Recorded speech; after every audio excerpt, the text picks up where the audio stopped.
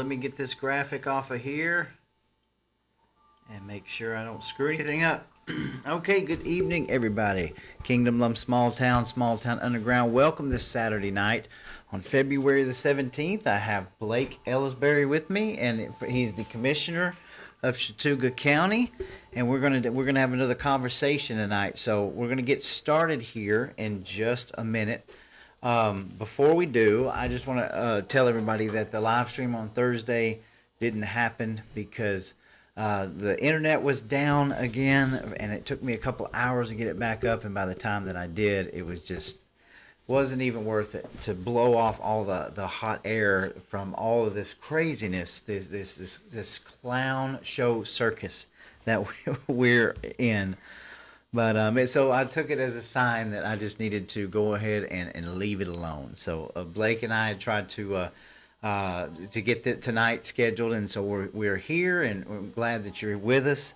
Before we start, I want to share a date in Chattooga County, which will be, and I will make a post about this, but Chattooga County Ag Center on Saturday, March the 30th at 11 a.m., there is a civil safety training course that will be going on down there. I expect to be there on the 30th for this. Any kind of preparedness or training, I'm going to do my best to make it there. So absolutely. So you can make plans to attend, and we'll do a graphic for that as well and give you some more information. So make some plans now. If now is the perfect time to learn some emergency preparedness and just get yourself ready for anything and everything that could come our way. So that's going to be Saturday, March the 30th, about 11 a.m., and we will be posting some updates about that. So welcome back, man. Hey, man, thanks for having me. Yes, sir. Yes, sir. It's good to be here. It's good to be here. So what's on your mind this evening, brother? Well, you'll have to bear with me. I'm kind of got the sniffles a little bit. Gotcha. This weather change has got to me. Yes. We've had my son had his tonsils out last week, so we've not a lot of sleep at the house either. So. Gotcha. I understand. It's been a crazy week. We've had a death in the family, the Valentine's Day. We got a new member to our family. We ended up with a puppy, and it's been wild. And then just so many things going on. So yeah. But yeah, man. But it's good to have you back. So tell us what you got going on. So just give us an update on your county. You're the commissioner of Chattooga County. I know you're running for re-election. Yep, so running for re-election. Since last time we spoke, what else is new? Well, the big news right now on Facebook is Zaxby's broke ground out there. I saw so that. Everybody's fired up about that. Yeah. You know, you guys got the Waffle House. Now you got the Zaxby's. We're got like 6 pizza places. We need to trade one of the pizza places. That's right. Yeah. We're getting uptown. So So people are excited about that. Okay, So, that's awesome, man. When is that? When are they going to break ground on it? Saw the equipment and everything out there this past week, so I figure probably next week they'll start working. Okay, on it.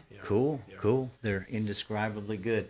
I'm in the Zaxby's camp because of their sauce. I love their sauce, and everybody else in my family, the tug of war is the Chick-fil-A. Yeah. But man, I'll eat either one. But Zaxby's, I got a special place for Zaxby's. So yeah. I like them both. But yeah, good deal. No, doing good. We're I think the ER is going to do a thing Monday about they've seen 5,000 patients since October. Wow, so, that's awesome. So 5,000 patients have gone through there. So that's great. Fantastic. Like you said, life saving, man. It is, and I'm hoping that the state legislature looks at that and starts looking at it for other places. Yes. Where they really do. Good. We're going to be taking all kinds of comments tonight, so if you've got anything that you'd like to say, we don't shy away from anything here. Feel free to comment and show your support if you've got any concerns. We are planning a little kind of a meet and greet kind of fundraiser thing for you soon. Yeah. I think it would be good to get the word out anyway that we're going to try to do something very soon. Yeah. And there's a lot of people that are working on that, so you'll stay tuned to that. You'll be able to come and hang out and meet your commissioner and just have a good time, some good food, and you got questions and concerns, man. It's an open door, right? Yeah, that's right. Just that's very good. Casual atmosphere and just get to know people. And you've been down at the Capitol a little bit. We did. We took the Chattooga leadership class down there last week. I try to go whenever they take the class every year, and so we went and met with legislators and talked about the legislative process and things like that, and got a short little tour, but Yeah, I'll tell you, we were talking a little bit before, which we're not going to get into that tonight, but this legislative session has proven to be quite a crazy session. It's wild. It's wild. On the laws and legislations, it's wild. So trying to get around that whole place, I'm sure it's like a circus. So, I think Sine Die is going to be a big one this year. Right. That last day is always crazy. So. Yes, it is. I think we're about halfway through it now. I think close to it. So. Yeah. That's good. So, you want to take a couple of comments and we'll get started because I'm sure there's going to be more rolling in. So, Ray Blankenship, good to have you with us this evening. It said he's a good man. Chattooga is blessed to have him. I agree. I agree with that. There's a comment here from Kevin. Kevin Payton says, "Someone explain the tax assessment, please. Does the commissioner control that? Can he appeal the digest?" So, you want to start right there? Yeah, that's it's a hot topic. Okay. And I know that we'll kind of do a short civics lessons, I guess. So, in local government, your county commission or county commissioners are your levying authority. Your tax commissioner is your collecting authority, and then your assessor's office is your assessing authority. Okay. Your collecting authority, which is your tax commissioner, and your levying authority, which is your commissioner or commissioners, cannot have any influence over your assessing authority. Okay. Now, your commissioner or commissioners, they do appoint the Board of Assessors, but the Board of Assessors hires all the staff. You have no authority over the staff, how they organize their staff or how they organize the office. Okay. You do have budget conversations every year, but they are independent of that authority. Now, the Board of Equalization is a whole nother animal. It's set by the grand jury. Okay. So you have no interaction with that whatsoever. No interaction with the scheduling or anything like that. That's scheduled through clerk of courts. Mm-hmm.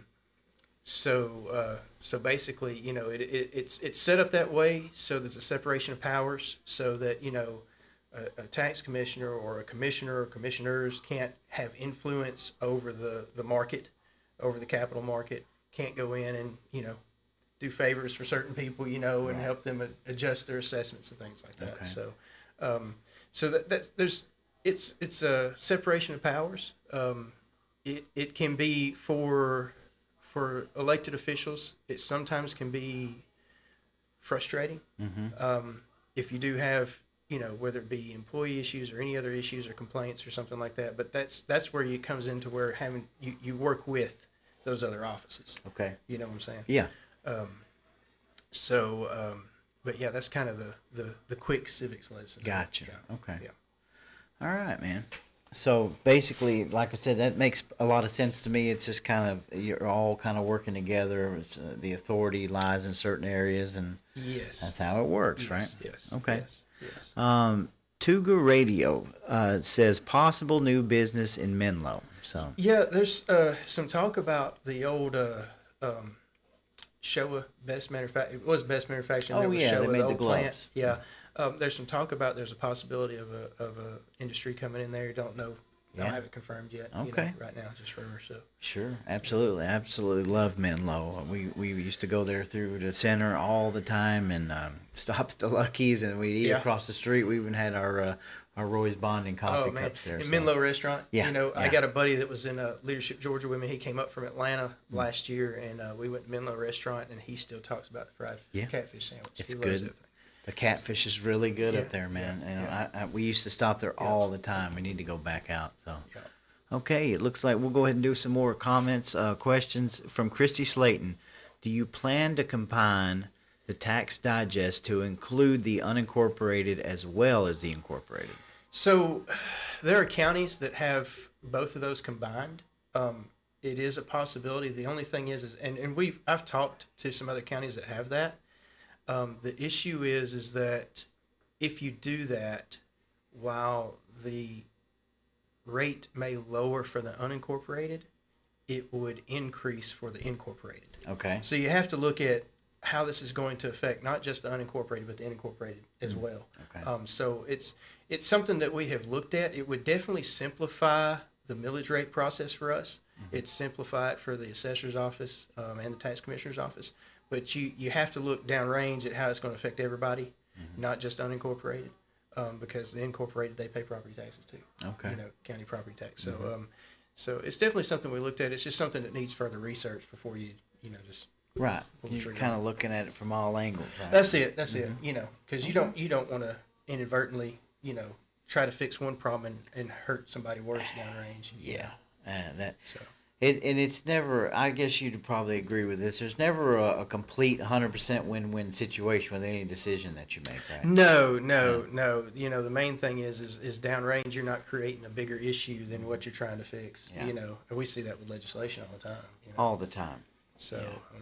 but Okay, cool.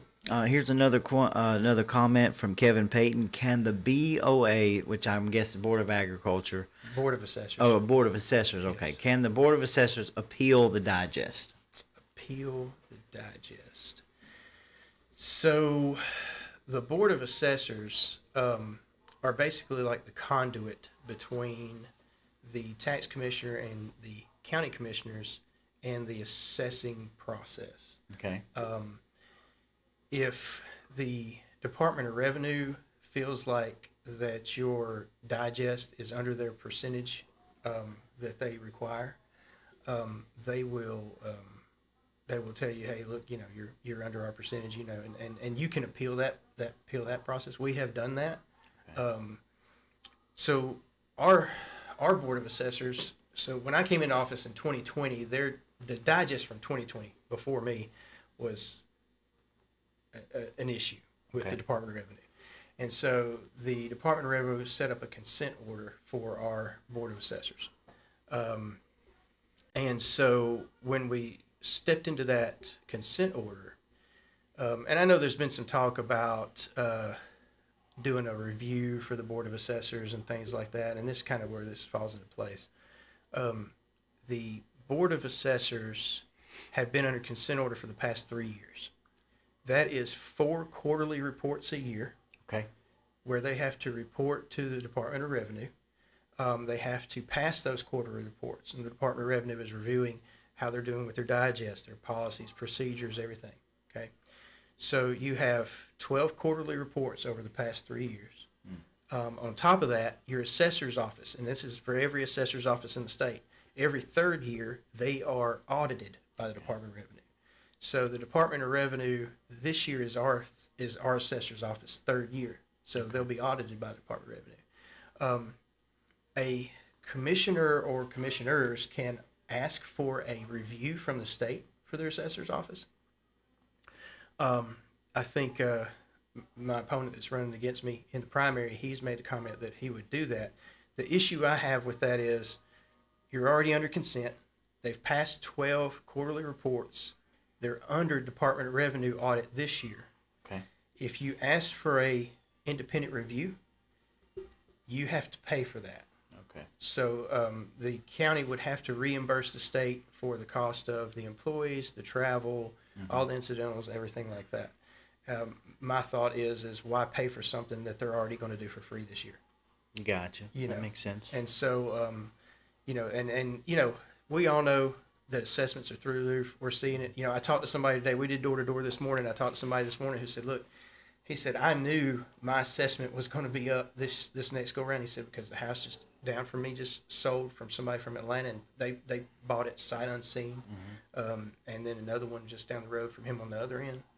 And so we all know assessments are up. Sure. And that's across the state. I mean, I can't talk to another county. That's Yeah, like that. this is interesting because I've been paying some attention to, I guess, what Chattooga County, and I live up here in Walker. So, the hot button issue is all this assessment and things. And if you come across the county line, nobody up here is talking about it. Yeah. Because I think that for some reason people maybe believe that this is just a Chattooga County thing. Yes. I mean, like you have to look across the entire country and see what kind of economical shape that we're in the first place. This is going on across the board. Oh, it is. And I feel like that our area is one of the last areas to actually be affected by it. So it is, and we've been kind of sheltered. Walker County and Floyd County got a lot of the growth for years, but we're kind of catching that overflow now. And people are buying properties sight unseen for just an exorbitant amount of money, and it's the world we live in right now. I think that there's a good piece of legislation that Chuck Huffstetler's put up. Okay. That I think will help a lot with the tax and assessors assessments. Also, we'll have our measure on the ballot in May for our local homestead freeze. Okay. Which would allow people to freeze their homestead values only for homestead properties, and so they would freeze it at whatever the value is, and would not have to worry about market increases and stuff like that. So it sounds like you're taking some proactive measures against this, right? We are. I know I've not had this conversation yet or anything with my commissioner, but Yeah. we know that people. There's certain things you can do and certain things that's out of your hands. This. I'll just ask you point blank: is it your fault that the assessments have went up? No, unfortunately, yeah. And the thing is, I think sometimes Sole Commissioner gets a lot of that, Sure. they have more authority than a commissioner board. Your authority is the same. The only difference is the efficiency. Right. I can get things done a little bit quicker than a board does, especially if you've got to, go through and get, majority vote. But the authority and the powers that you have are exactly the same as a board. Yeah. And I think it's interesting when you talk about assessments and the land values. You're getting people that are moving out of California that might be selling a 1,800 square foot house for $1 million, and they're buying these properties in Chattooga, Walker, Catoosa, all these places to flee this liberal idiocracy, and they're buying these houses where they're so low to them, but to us, my house value has doubled. Oh yeah. Actually doubled a little more than I originally bought it for. But these people are buying these properties sight unseen, and they're paying. Sometimes I talk to realtors that are talking about how they'll be working on a house and they'll have a buyer that will pay $20,000 over the cost just to secure that property, move right in. And they still got hundreds of thousands of dollars in the bank. Now, none of us are used to that around here. I'm a poor kid. And that's my concern. I'm hoping that local homestead freeze will pass. Right. Because that was my concern. If you're outside our county and you're moving in, our prices are still relatively low to you. But for one of us to move in county, yes, we couldn't afford it. Sure. And so I'm hoping that will help some of those issues. Yes. But yeah, people are buying them sight unseen. Sight unseen. So I just want to make sure that the viewers know that this is not a Chattooga County issue. This is an issue across the entire continental United States. Georgia, we're actually, if you think about Hollywood and you think about all of these things that have come into this state, it's a no-brainer that you've got these multimillionaire corporations and people, and they're buying up all the land they can get, and then for these prices, people are selling it. It's a huge investment for LLCs and hedge funds right now. Yes, huge, and you see it in metro counties a lot. They're getting hit real hard with that. Yes. So yeah, it's going to overflow. It's going to overflow into rural because eventually those property values are going to be where they're not going to make a profit on those hedge funds, and so they're going to start looking at rural Georgia. Yeah. Especially with some of these, some of the other generations of people of kids, that decide, hey, I don't want to go into the family farm and stuff, and then some of these large tracts of land start selling, and these corporations are going to come in and try to snatch them up. So. And we all know that right now there's a huge push on rental properties, owning nothing and requiring you to rent, and it's a big deal.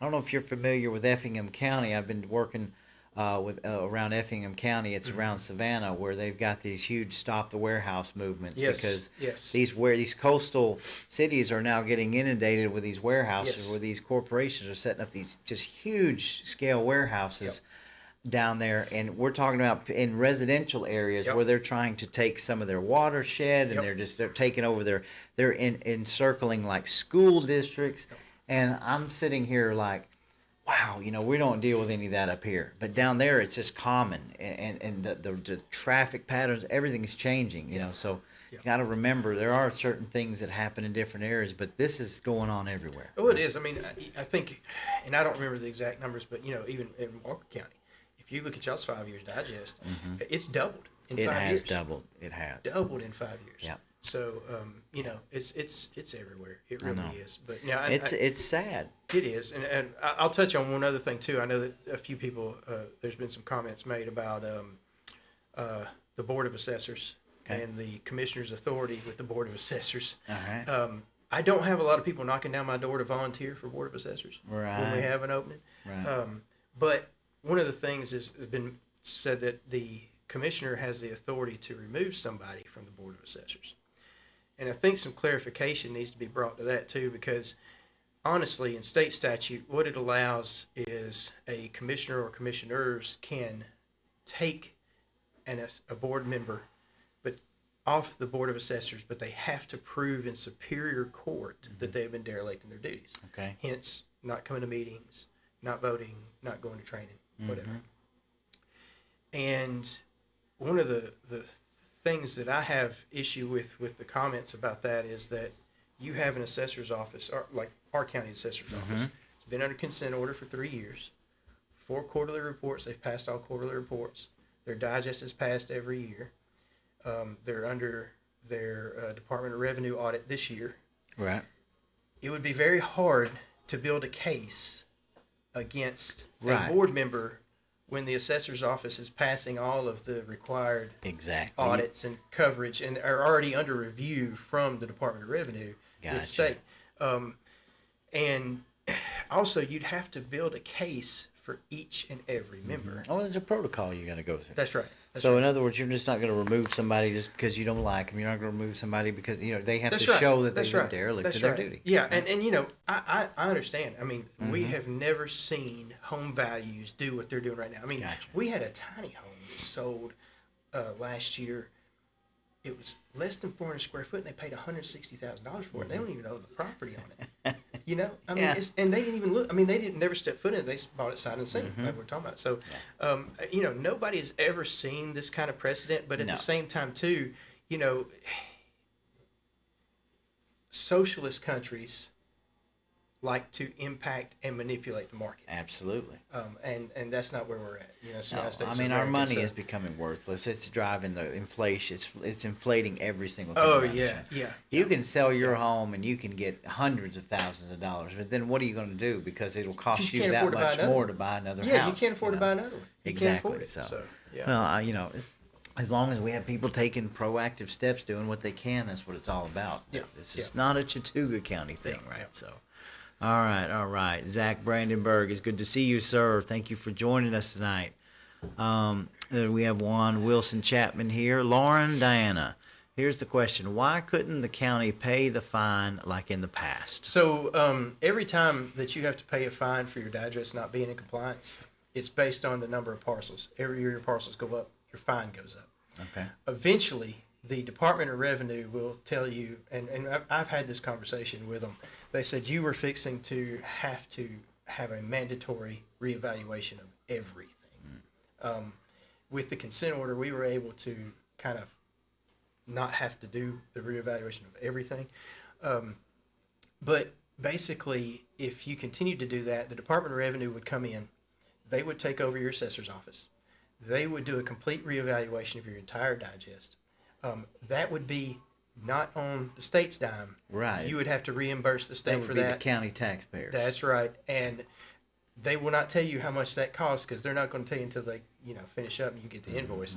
And so to head that off at the pass, I would rather us handle things internally than allowing the state to come in and take over. And, I mean, we're talking about that with our election legislation.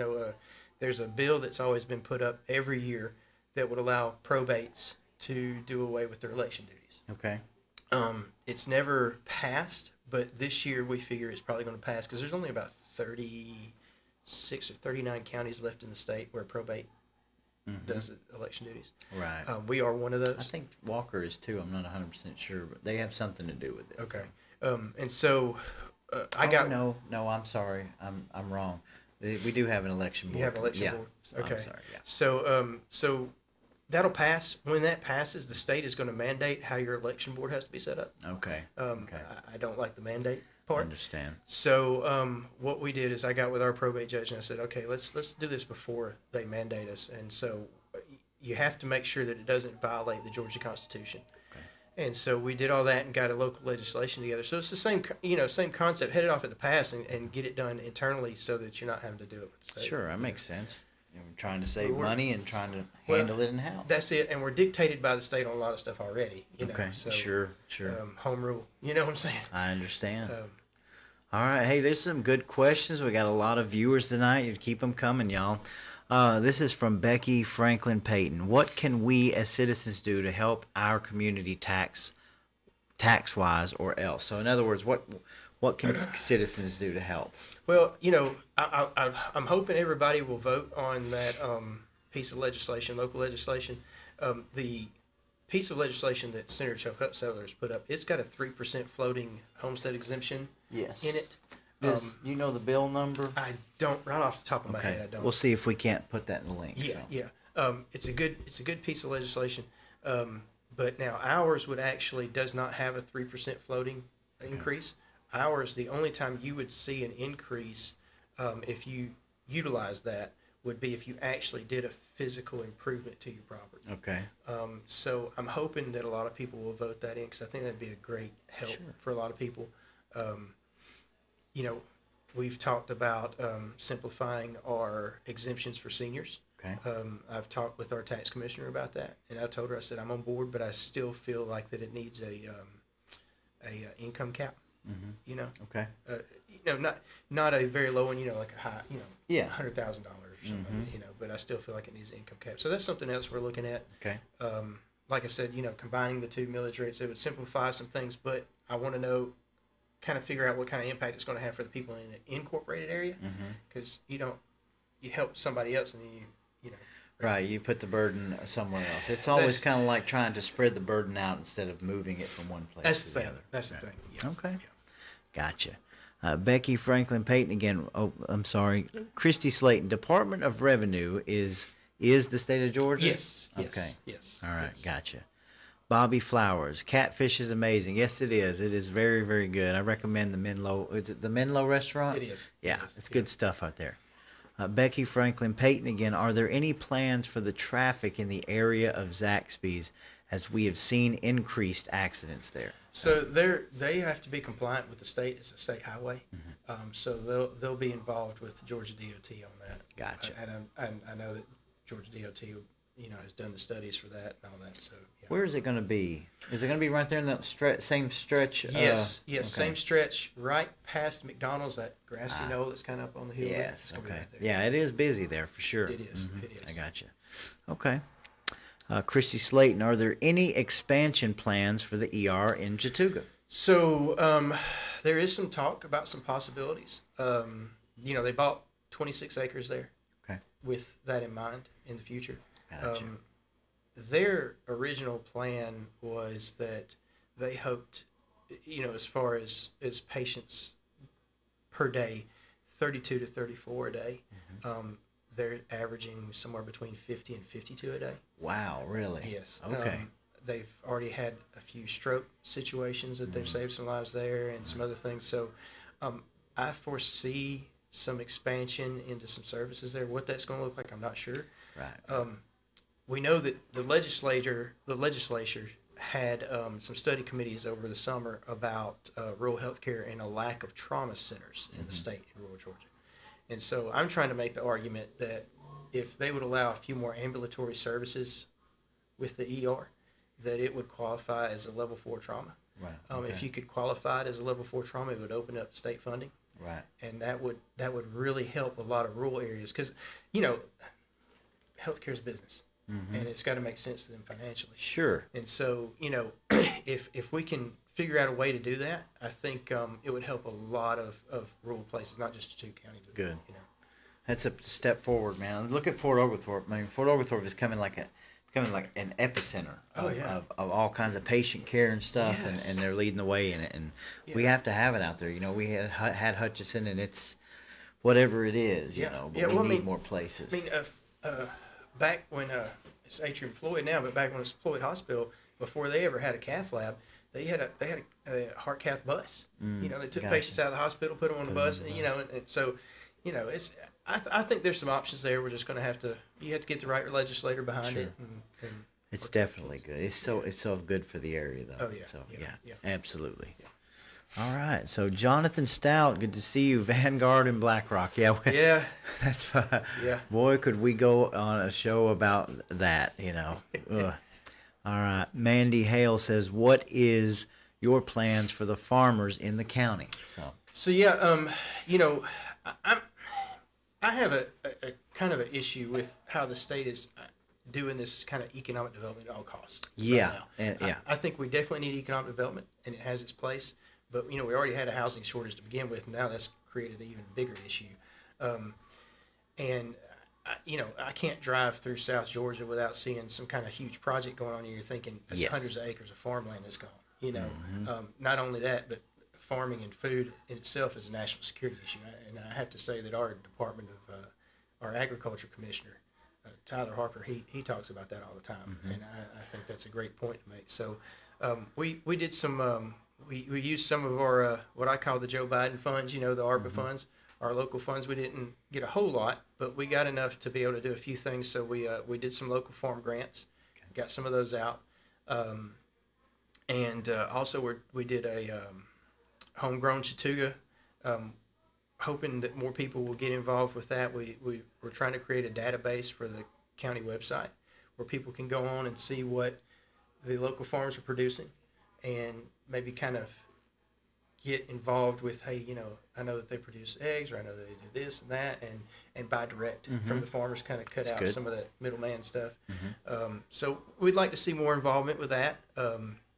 But it's the biggest industry in the state. That is correct.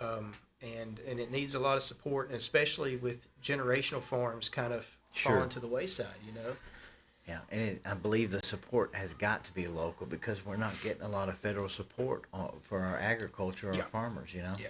I know we have people that are working in this state, but it's going to take us all to protect and save our farmers. Yeah, farming has a lot of state support. Georgia is a very strong supporter of farming rights and things like that. But yeah, federally, we've got to do a better job on that. Yeah. And I'll tell you, folks, that's one way you can support your agriculture, your farms. Buy local as much as you can. We've taken that to heart. My family, we're buying local meats, we're buying local pork, we're buying local eggs. We're doing a lot of community outreach to some of our farmers in the area to try to set up relationships where we can buy, and everybody out there can do that just to support their agricultural centers of the county. Yeah. So, all right, let's see here. It says, all right, we're getting a bunch of comments here. Okay, let's see. Becky Franklin Payton says, how does the subdivision ordinance protect farmers? Okay. Well, for anything, it's just making sure that the subdivisions or developments are done correctly the first time.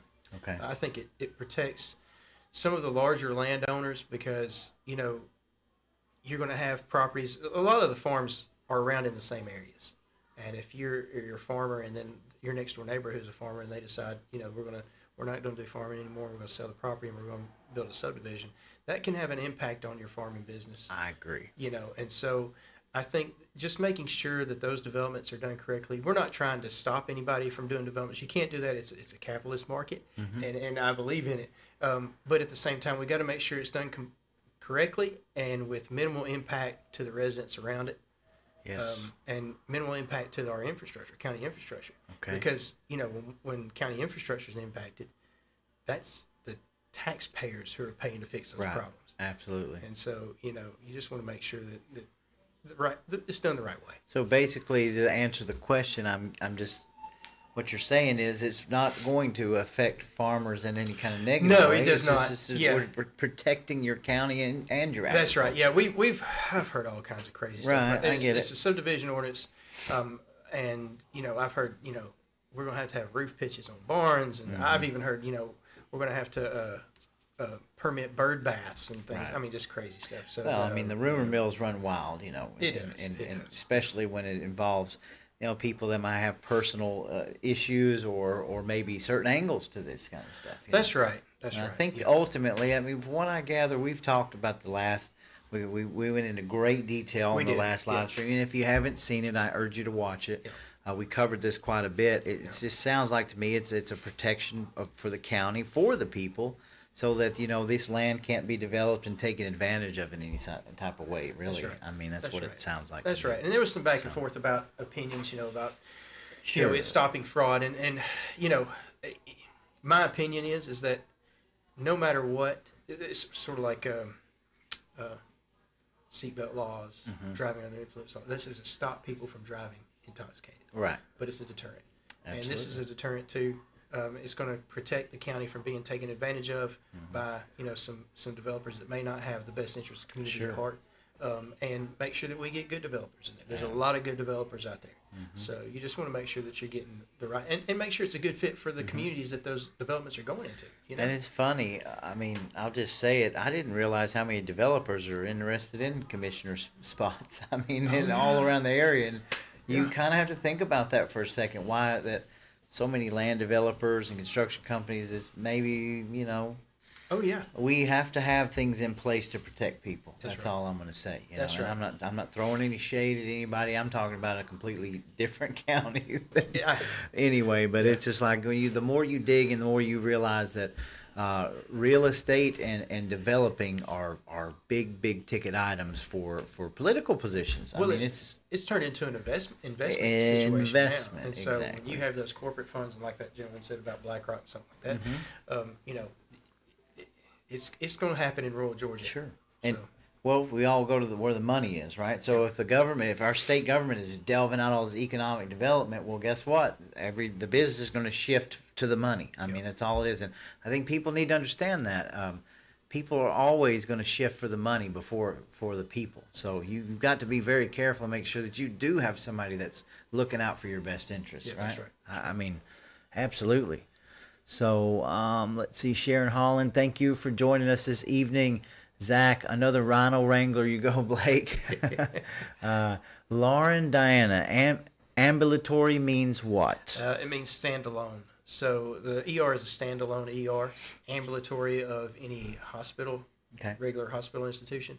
So you're starting to see a lot of conversations being had about areas in rural Georgia where a hospital, it may not make sense for them to invest 120, 150 million in a whole hospital institution, but ambulatory services such as CHF clinics, ambulatory outpatient surgical centers, things like that. Gotcha. And so those are kind of the services that may be able to be added, you know, overnight observation beds, things like that. Okay. You know, I think that the ER is just the tipping point of what could be possible for that project. I think in the years to come, we're going to see just expansion there. I really do. Okay. Yeah, absolutely. It makes a lot of sense. We're willing to take this investment. We're willing to start here. And if things work out and everything's going well, then they're going to expand. Right? That's right. That's okay. I got you. All right. Calvin Cochran. Hello, brother. Hello to you, Calvin. My thoughts and prayers go out to you. And that's unspoken. I love you, brother. We're fighting. Miss you too, brother. Zach, aren't they supposed to build some kind of bypass in Somerville from 27? Are they? So yeah, it's called a South Route. Really? Is what they're calling. Okay. It's been talked about for years. It was talked about before I came in office. Okay. They just recently had meetings with all the property owners that's going to be affected by it. It's got 3 roundabouts in it, which that's the big hot topic. You know, the state of Georgia.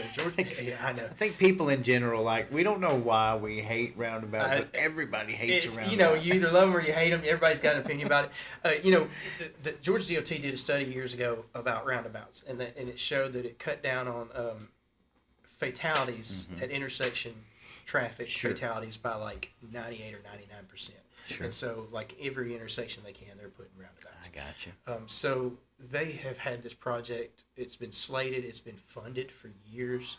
I think they're looking at probably letting some of it and starting to go through the process either 25 maybe. Okay. 2025. Really, where's it going to start? So when you come into Somerville, right past the bridge where the newspaper office is, and you have that bridge, it's going to start there. It's going to bypass Somerville and bypass into Highway 100, then Highway 114, and then cut across to 48.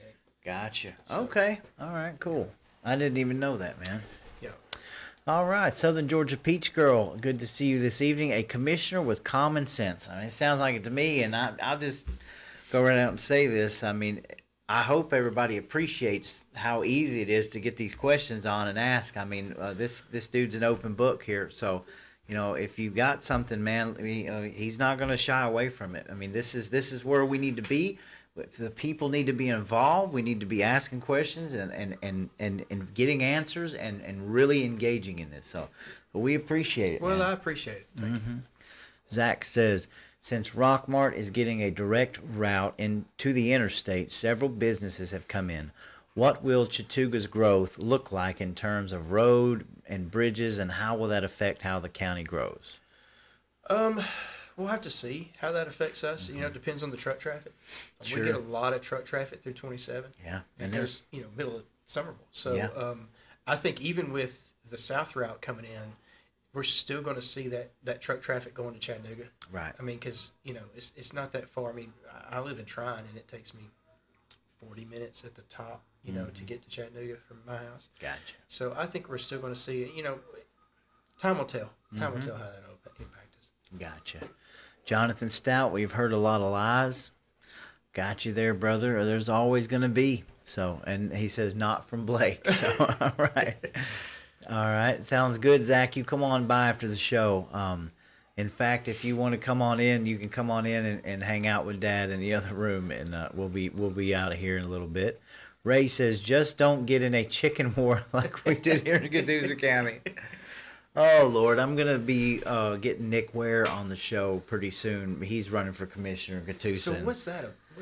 The chicken story? I've heard bits and pieces. What we're going to have to do, in my Chattooga County, my Catoosa County peeps, we're going to have to, what we need to do is get a show together with 2 or 3 people and just go all out and explain the whole chicken war. It was a R1 ordinance, where they were basically trying to, outlaw chickens in the city limits in the county. It was going to cover the whole thing, and there was a huge battle about it. And Really? And it was quite interesting. I was just getting started, so meeting people and trying to set up this kind of shows, I wasn't able to do it, but I would really love to do like the chicken war. It'd be a good documentary, actually. My wife's gonna kill me for this, but I'm trying to convince her to get a few laying hens at the house herself. But I can't get her convinced yet. I'm telling you, I got buddies trying to get me to they want to give me some, and I'm like, if I do anything else, my brain is going to explode. So I can't do chickens right now. But yeah, Ray, we need to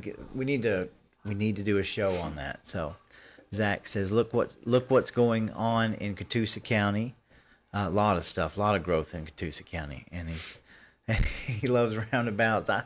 I hate them, but you know what? I respect them. So that's, it does cut down on the fatalities. I mean, obviously it does. Let's see. And it's quicker. Lauren Diana says, while it is easy for some of us to get to Rome for an outpatient CT, transportation to Rome is an almost insurmountable challenge for many citizens in this county. If some of those ambulatory services are able to be provided here, that will be such an asset for healthcare for our citizens. Mm-hmm. So I couldn't agree more with that statement. I mean, obviously they're doing more patients than they ever thought they were going to do, right? Than they even budgeted for. So, I mean, if they keep seeing that kind of growth, I don't know how they're not going to expand. Oh yeah. 26 acres. Yeah, and there was some concern about the fact. I think a few people had been told that, hey, they're going to shut down the urgent care because of that. Mm-hmm. That was never the case either. Mm-hmm. The idea is that it would help raise the service level at urgent care, because a lot of the patients that maybe needed to go to the ER instead of urgent care would go to the ER. Sure. And then that way it doesn't have your Right, they're not overwhelmed, right? not Because overwhelmed with urgent care. we use the urgent care over there, my father and mother and things, and they've Yeah. always been really good. But that makes sense. Yeah, and a lot of people use urgent care as their primary health care provider because there's not a lot of primary health care providers anymore. Right. And the ones that are still around, they're not really taking new patients. Yes. So a lot of rural places use the urgent care as their primary health care provider. Gotcha. There you go. All right. Southern Girl, Georgia Peach. Yeah, the folks in Chattooga have their hands full. Yes, they do. Kevin Payton, any future plans for job developments? So, we have a couple of possible industries, projects like somebody mentioned about Menlo. Also, moving forward in the next 4 years, I really want to try to focus on trying to bring in some more possibilities for post-high school education. Okay. I've been kind of working on that behind the scenes the past couple of years. And we've had some good conversations. We know that the state is looking at making pathways easier for high school students. Okay. Not just in the trades, but in places that shortfalls with healthcare, nurses, doctors, things like that. So that's definitely going to be a push for us because even that, a physical location for a post high school education, even if it's just one program, is not just a huge benefit for a community, but it's a huge economic shot in the arm as well. Mm-hmm. So that'd definitely be something I'll be pushing. Sure. So. I love it. I mean, we've had a college here for a long time, and they've expanded. And I've gotten 2 different degrees from that college. And it's definitely benefited me. So absolutely, that's cool. Okay, let's see here from Don R. Anderson. All Blake is trying to do is take care of the county and the people in it. If people would just listen to Blake and stop trying to be pot stirrers, Blake's the right and the best choice for commissioner. Well, thank you. Sounds like you got a fan. Thank you, Don. All right, Southern Girl, Georgia Peach, if you have a good commissioner, you better stand up for them because Mullis and friends are pushing their candidates in Chattooga, Walker, and Catoosa County. So, I mean, even though we have to speculate on that, I kind of agree with that. There's all kinds of things happening behind the scenes because it just seems like that the good old boy system wants to stay in this power struggle with what I consider establishment when you've got people like Blake here that's really, really looking at every angle. I mean, it really impresses me that you talk about how you don't just want to pass the buck from one place to the next. Well, and I'll just say this to the probably dismay of the people who volunteer for my campaigns every year. I don't have a self-preservation bone. So I'm going to tell you the truth about something, and you may not like part of it because it's not going to be exactly what you want to hear. Right. But unfortunately, that's the honest part of whatever the topic is. Yeah. So I just I'm just trying to do the best I can for the amount of time. Not to be philosophical, and you can apply this to everything, but elected officials, life in general, you have very limited time to make the best impact that you can, and so that's all I'm trying to do. Just leave it better than I found it. That's good, man. I like it. Sounds like you got a lot of things that you've done and a lot of things that need to be done, and you're on the right path. Yep. So, all right, Anna Sharp, good to have you this evening. Having an ER also makes it permeable for direct services to grow off the needs of patient needs, an imaging center, lab, etc. That's 100%. It's just like Fort Oglethorpe now. I mean, you look at Fort Oglethorpe 10 years ago, and believe me, Fort Oglethorpe was crazy traffic and all, but just look at the emergency services, the any kind of patient services. They are growing by leaps and bounds. Where a lot of times you'd have to run to Chattooga and different places. You're able to take care of a lot of that over there, and having what I think this ER center, especially there, to help with urgent care and things, it provides that bridge between Rome and here and you know what I'm saying. It's a good thing to have. So it is, and we've got good EMS right now. We've got a great EMS provider, and that's another. We can touch on this too. I know a few people have made the comments about my first year in office, or maybe in 22. About that time, Redmond sold to Advent, and then Floyd merged with Atrium. So you had a lot of the same people working there in the upper admin and stuff, but they kind of changed hands. And so at the time, EMS across the state if a county does not have their own EMS service and has a private EMS, most counties have to supplement that EMS service, usually for large amounts of money. And so we were not paying anything for our EMS service. But both groups kind of, when they changed hands, kind of what I like to call a pole position like NASCAR. You know, they were coming into the office and wanting to be involved in the community and things like that. And so at that time, I just said, you know, capitalism works. I'm going to prove it to you. Right. You know, our bargaining chip's worth a lot of money. Once they got established in their business, you know, model, they wouldn't be worth as much. And so we put EMS back out to bid. And a lot of people are like, well, you know, why would you do that? You're not paying anything. And what's better than free? And I said, more free. You know, because you build that competition between the groups. And so the results of that was that we got 5 new ambulances instead of the 4 that we had. We did end up going with a different provider. 5 new ambulances, about $1 million investment in new equipment. They offered, you know, incentives for employees to stay that wanted to stay. And one of the things that a lot of people don't know is that the service cost to individuals, the EMS service cost, is drastically less. A lot of people aren't going to see that because their insurance pays it, and they pay what's left, and they don't, you know, ever notice it. But the cost to our citizens is almost in half of what it was, and we're still not paying anything. And they renovate our ambulance service building for us for free. So that's pretty that cool. was good too. Okay, gotcha. Sounds good, man. Let's see. Anna Sharp again. That helps job growth and puts the needs of medical careers in this area and possibly bring in vocational colleges for the medical industry. I couldn't agree more. Let's see here. Zach says, can they duplicate you and send you down to Bartow County? So, Bartow County. well, that's what we're working on. We're going to duplicate people like this and get them in every position for the people. So, Mandy Hale says, how is the new internet install going? Is it still on schedule? So, yes. So the new internet install, you know, we got we applied for $3 million of broadband funds from the state when they brought down those broadband funds in 21. okay. And then we partnered with Windstream, and they invested $7 million. Kinetic. Yeah. The what we have here, the what do they call it? Kinetic. Kinetic by Windstream. Yeah.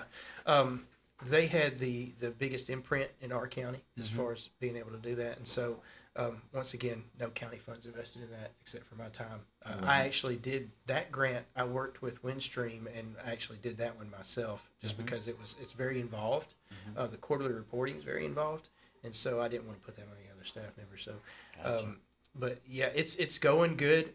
You know, we've you know, they outsource their contracting to third-party contractors. So we've had a couple of issues with, you know, a breaking of a water line here and there, and some issues, stuff like that. But other than that, it's on schedule. It's going the way it's supposed to.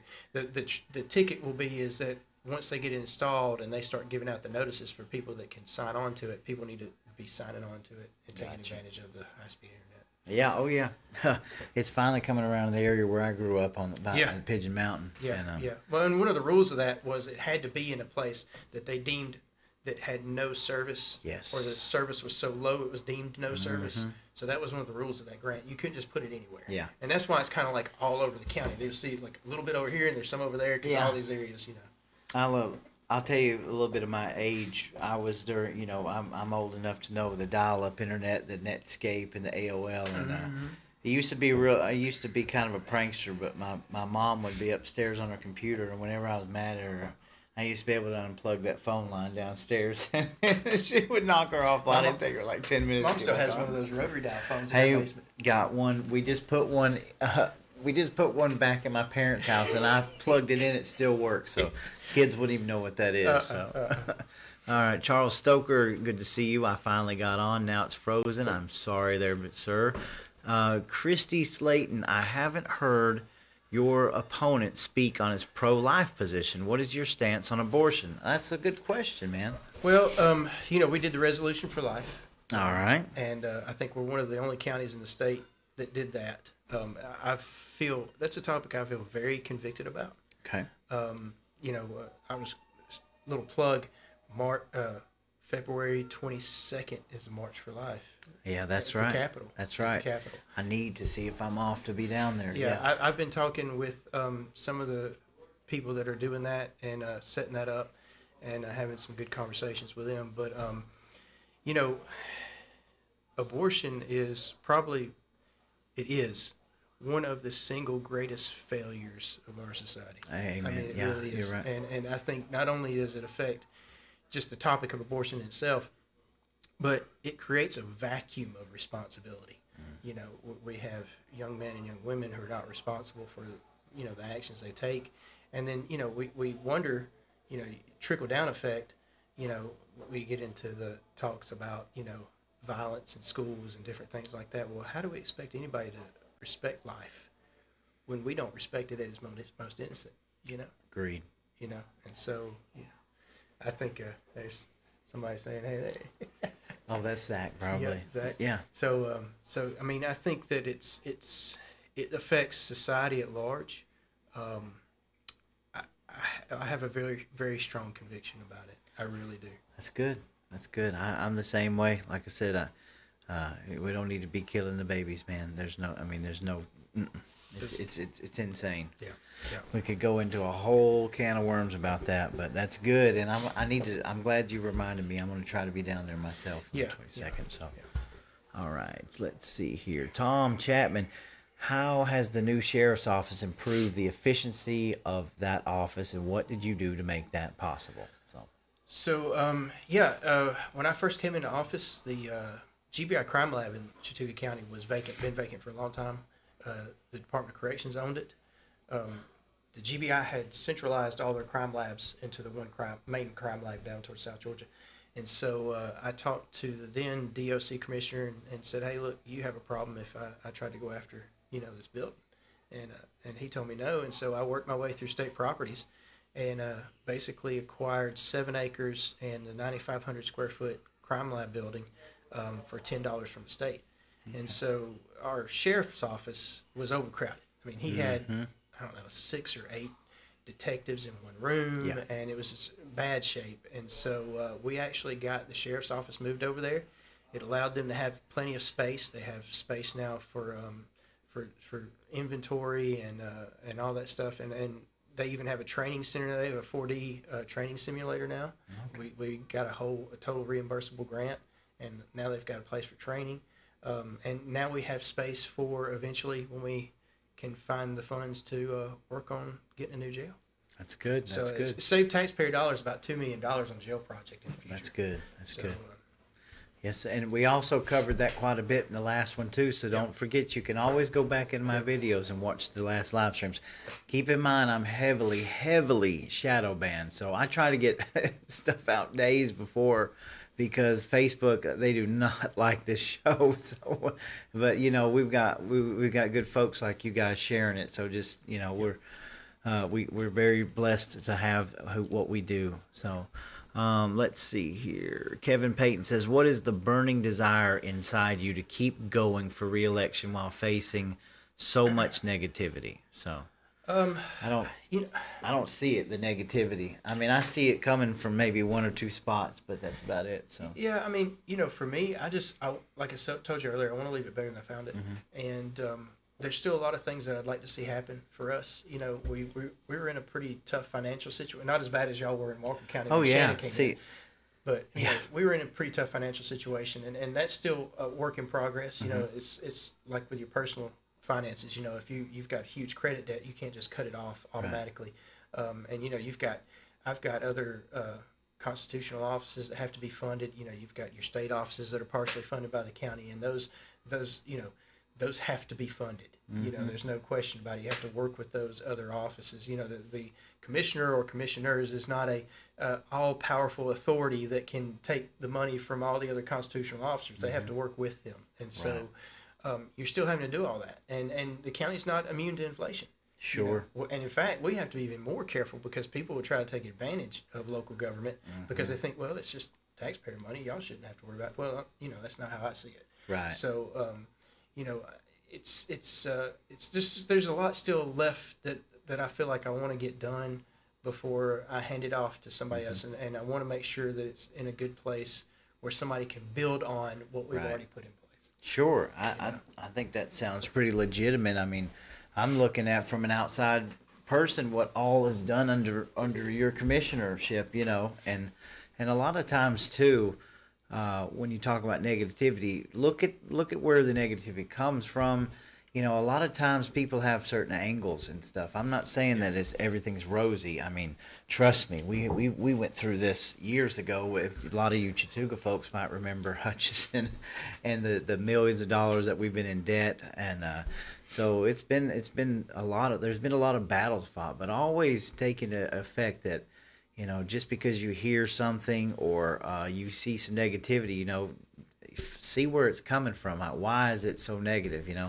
So many times I think that we tend to go a route of negativity than we would just by reaching across, the aisle. And I'm not talking in politics. I'm just talking about, communication and working together to make things better. But you always have an element that seems to want to work against you in very nefarious ways. That's what I see.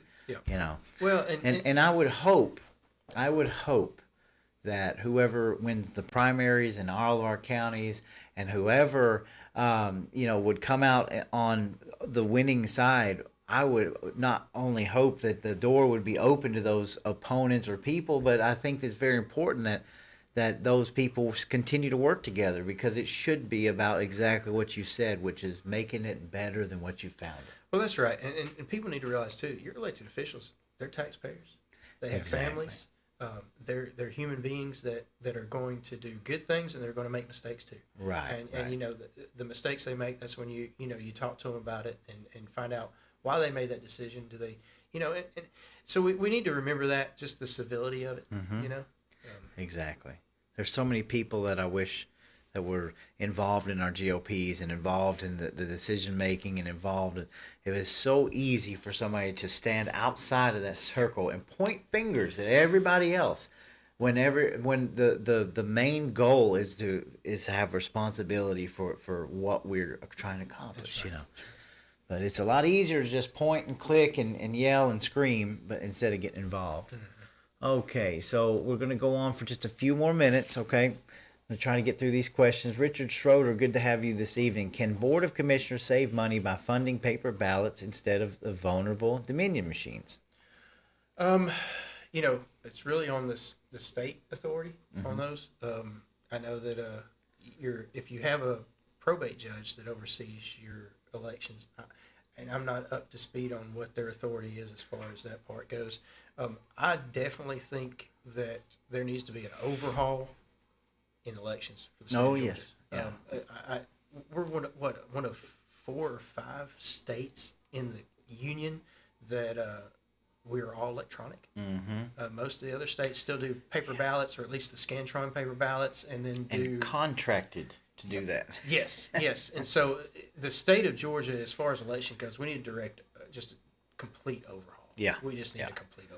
Yeah, and we think, like Richard Schroeder, a lot of people have seen his work, and there's a lot of good groups working on this. A very important case that just ended, and we've got the Fonnie Willis debacle going on right now. So maybe we'll see some very positive outcomes. I think you'd welcome that, wouldn't you? Oh yeah, definitely. And I think too, county commissioners are always going to look at home rule and unfunded mandates, or anything that the state does that's going to cross a huge burden on the taxpayers, because if it causes an increase in costs for the county, then they're going to have to raise either property taxes or whatever they're going to have to do to pay for that. And so I'd like to see a comparison on the state level of how much it cost before we got Dominion. Right. And what it's costing us now, especially in legal fees. Sure. Not only legal fees, but every county now has, all 159 counties have its own burden of upkeep. And Lord, we can talk about election integrity all night. So, yes. Absolutely. But I'm glad you brought it up, though. You definitely welcome that some changes. Oh, yeah. All right. Mark Finster, good to have you this evening. This county could grow by leaps and bounds with Mr. Elsberry if people would work together and not against. Agreed. We need a lot more of that. Southern Girl Georgia Peach, a nation that murders its most innocent and disposes of its elderly, is a nation destined for failure. I couldn't have said that any better myself. Mandy Hale, I've heard talk that the new land ordinance wouldn't let me leave my property to my heirs. Is that true? That is not true. So area Not property true. is not affected. Farming is not affected. Yeah. Okay, straight from him. So Pretty it's simple. is that whatever that's being said, that's a lie. Yeah, and I'll tell you something else too. There's a memo that the county attorney did that we posted it. It's pretty cut and dry. It's about as clear as you can get. Sure. So I would tell everybody to take a look at that. Sure, take a look at the memo. You can stop by and talk to him in person. He'll, it's not true. Yeah. Southern Girl, Georgia Peach. Chattooga needs to stop building jails for everyone else and build our own. We have this big prison and a Mayberry jail. We're working on it. My big thing is with the jail is that initial cost up front. Right. We it's been an issue for 20-something years. Every grand jury just about has mentioned it. Right. It's initial cost up front. I mean, we're funding our own jail, and then we're funding everybody else's jail too. And my concern is that those funds are gonna be spent. I want them to be spent in county on our own jail, not somebody else's. It's just getting to that point. How do we get that initial cost of the jail started? Gotcha. So right now we're doing some financial reviews and some fiscal financial studies on what the county could possibly do as far as the jail situation. Because I want to make sure that we have all of our documentation and all of our financial reviews done just to see what is possible before Okay. we decide to do anything. Gotcha. Oh, all right. Zach says, what compelled you to originally run for commissioner? What did you do before? I've always wanted to run. In 2020, I thought, well, I may want to try to run. And so I just went around and talked to a lot of people, that are elected, and just said, hey, look, these are my ideas, see if they had any feasibility or viability. If they didn't, I wasn't going to waste my time, waste everybody else's time. And so I felt like our ideas would be possible, have some feasibility and viability and would help. So we decided to run, and it turned out good. Good. Gotcha. All right, we're getting a bunch of Dominion comments. So we're only gonna spend a couple more minutes on here. So I'm gonna try to hit out the rest of them. But real quick, it's Richard Schroeder says our BOE in Hall County has voted to count the readable paper ballots prior to certifying the primary election. That's a win-win. Yep. Sharon Holland says we want paper ballots. A burden is having Biden for president. I couldn't agree with you more on that. He is a threat to national security. Lisa Adams, my girl, those saying to give up everything will be giving up nothing. So, yeah, that is the truth. Dominion machines are gross. And Jennifer Jones Hilligan says, it's good to see you too. Dominion machines offend me. I feel threatened using those machines. Touch that, Mandy. Yeah, I'm going to... I agree with all of that, and hope I know a lot of people are working very, very, very hard on all that. That'll be an interesting race in 26, the Secretary of State's race. We'll see what kind of what the candidates say about changing elections in the state of Georgia, because somebody's going to have to. I mean, we got to. Yep, we do. All that. All right, so we're going to do the last question here. It says from Mandy Hale, why can't we have a county-wide sales tax increase and give the property owners a break? So. The county has a SPLOST, but now we are one of, I think it's 8 or 9 counties in the state of Georgia that does not have a LOST, a local option sales tax. That LOST, the entirety of the LOST goes to our school system. Okay. That was done years ago. And so the school system actually has an ELOST and then a LOST. The county cannot get another penny. Now we could do like what Walker County has, a T-SPLOST. Mm-hmm. A T-SPLOST would be great, and quite honestly, moving forward in the next 4 years, I'd like to try to see if the voters are up for. Of course, I'd have to go on a referendum for a vote. Would be up for a T-SPLOST, because a T-SPLOST would really help us with roads and bridges. That's why Walker County's been able to pave as much as they have, because it comes out of T-SPLOST, and free up some of our SPLOST for some of our capital projects. That would be a benefit, but unless the state legislature allows for every county to get another penny lost, that we're kind of, except for a T-SPLOST, we're kind of stuck where we're at. Gotcha. Yeah. Okay. All right. Well, folks, we are going to go ahead and end it there. I'm going to give you the last word, so just go ahead and tell the people. We've had a lot of viewers tonight, so a lot of people are watching. You tell them what you want to tell them. Hey, well, I just appreciate everybody. I appreciate everybody's support, everybody that's reached out. Just keep reaching out. If you have any questions or want to talk further, just let me know. I'm always available. And we've got our Facebook, our website up, so just let me know. All right. Y'all, we have had a good evening with Blake Elsberry. We appreciate you, man, for coming out. You. We plan to do some more of these, and I want everybody just to keep in mind that we are going to work on a meet and greet coming very soon in Chattooga County. We're in the planning stages of it now, so you can tell your friends, hey, that this man is an open book. You can come talk to him, see him, find out why that he should be your commissioner moving into the next year. And we appreciate everybody out there. I missed you guys. I'm not going to lie. I've been a little burnt out this week from all the news. So this has kind of refreshed me a little bit just to come in and hang out with you, Hey, man. I like talking. And, because it probably would have got nasty this past week. So the internet was probably out for a reason. But we'll resume back again Wednesday evening. I hope to have a guest on with me Wednesday. And then we'll just keep going from there. So everybody just keep your heads up. Continue to share this out everywhere. I have problems getting it out to people that would be interested. I have started a Patreon account, and I've not released it yet because I'm not ready, but a lot of people are asking me about donations and stuff, so we'll see how that goes, but I'm just not ready to release it. But we'll be back here Wednesday night. I promise you I will have a show Wednesday, and we're just going to get down in the rabbit holes and the doom and gloom, and we're just going to pick back up where we left off. Until then, everybody, y'all have a great evening, a safe weekend. God bless. I love you. See you.